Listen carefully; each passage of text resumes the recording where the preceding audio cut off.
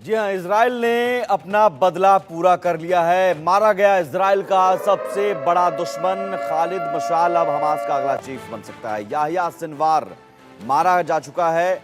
Israel पर हमला करने वाला मास्टरमाइंड माना जा रहा है याह्या सिनवार, जिसने 7 अक्टूबर 2023 को इजराइल पर अटैक किया था और जिसके बाद इजराइल ने फिर गाजा पर हमला करना शुरू कर दिया।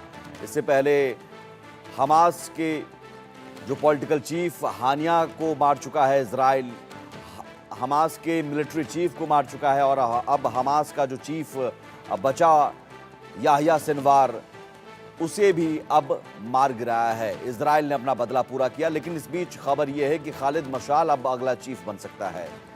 इजराइल को परेशान करने वाले शख्स का टाइटल मिला खालिद मशाल को, लेकिन सवाल है कि इससे पहले हिजबुल्लाह में भी जो नसरुल्लाह मारा गया और हिजबुल्लाह में चीफ जो भी बना वो भी मारा जाता रहा, उत्तराधिकारी भी मारा गया, तो क्या हमास में भी अब जो चीफ बनेगा वो फिर मारा जाएगा? याह्या सिनवार मारा गया और उसकी तस्वीर देखिए। ये तस्वीर पूरी कहानी बताती है कि किस तरह इजराइल ने ड्रोन के जरिए पहले कंफर्म किया और उसके बाद फिर उसकी लोकेशन को ट्रेस करके पूरी बिल्डिंग को ध्वस्त कर दिया। सिनवार की मौत की ये इनसाइड स्टोरी, ड्रोन के जरिए इस बिल्डिंग में जो देखिए घायल अवस्था में पड़ा हुआ है, ये जो लाल घेरा है, उस लाल घेरे में जो आपको शख्स नजर आ रहा है घायल अवस्था में, वही याह्या सिनवार है और ये ड्रोन के जरिए कंफर्म किया। उसके बाद फिर याह्या सिनवार को मार गिराया गया। और हमारे साथ group captain retired VN Jha हैं, पूर्व अधिकारी भारतीय वायुसेना। लेकिन वीएन झा साहब, बहुत स्वागत है आपका, मैं आपके पास आता हूं, लेकिन इस बीच एक और अपडेट है, एक और बड़ी खबर है। खलील अल हया का नाम भी रेस में शामिल है, जो हमास का अगला चीफ बन सकता है। खालिद मशाल का हमने बताया नाम, अब एक और नाम आ रहा है। कतर में निर्वासन जीवन व्यतीत कर रहा है, दशकों से हमास का टॉप लीडर है। मारे गए सिनवार का डेप्टी खलील उल हया, खलील उल हया अब अगला चीफ बन सकता है। एक और खालिद मशाल का भी नाम आ रहा है, लेकिन सवाल यह है कि हमास का जो टॉप लीडरशिप है, हमास की जो टॉप लीडरशिप वो खत्म हो गई। टॉप कमांडर सारे मारे जा चुके हैं। हानिया के बाद हमास का मिलिट्री चीफ भी मारा जा चुका है। अब जो चीफ बनेगा, क्या उसमें वो हिम्मत होगी कि हमास को एकजुट करके इजराइल पर पलटवार कर सके? कई सारे नाम अब आ रहे हैं। एक और नाम आ रहा है मूसा अबू मरजौक।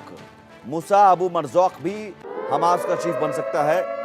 फिलिस्तीनी मुस्लिम ब्रदरहुड शाखा स्थापित की इसने, इस्लामी संस्थाओं की स्थापना में मदद की है। तो 3 नाम आप देखिए, सिनवार के मरने के बाद, याह्या सिनवार जब मरा उसके मरने के बाद 3 नाम सामने आ रहे हैं। खालिद मशाल का, मूसा अबू मरजौक भी अब फिलिस्तीनी मुस्लिम ब्रदरहुड शाखा जिसने स्थापित की, इस्लामी संस्थाओं की स्थापना में मदद की, ये तीन नाम आ रहे हैं।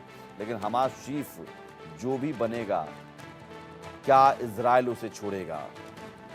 एक और नाम मोहम्मद डेफ, मोहम्मद डेफ भी हमास चीफ बन सकता है। एक और नाम आ रहा है, 4 नाम अब। हमास की सेना का कमांडर है मोहम्मद डेफ। 7 अक्टूबर के हमलों का ये प्लानर है। मास्टरमाइंड तो याह्या सिनवार है जो मारा जा चुका है, लेकिन अब जो नाम आ रहा है मोहम्मद डेफ का, ये भी कमांडर है और माना जा रहा है कि 7 अक्टूबर 2023 को इजराइल पर जो हमला हुआ था उस हमले का प्लानर है। तो इजराइल ने हमास चीफ याह्या सिनवार को इससे पहले मार गिराया। गाजा में हमास चीफ को मार गिराया, लोकेशन ट्रेस किया गया, उसके बाद याह्या सिनवार को मार गिराया। गाजा हमले में 3 आतंकी मारे गए, ये आईडीएफ ने इसकी पुष्टि की है। और आईडीएफ ने लोकेशन ट्रेस करने के बाद एयर स्ट्राइक की, एयर स्ट्राइक करने के बाद फिर ड्रोन से, देखिए ड्रोन की तस्वीर आपको हम दिखा रहे हैं, ड्रोन से उस बिल्डिंग के अंदर ड्रोन गया, उस शख्स को लोकेट करके फिर कंफर्म किया कि यही याह्या सिनवार है। उसके बाद फिर उस बिल्डिंग को पूरी तरह से जमींदोज कर दिया गया। हमारे साथ group captain retired VN Jha हैं, पूर्व अधिकारी भारतीय वायुसेना हैं और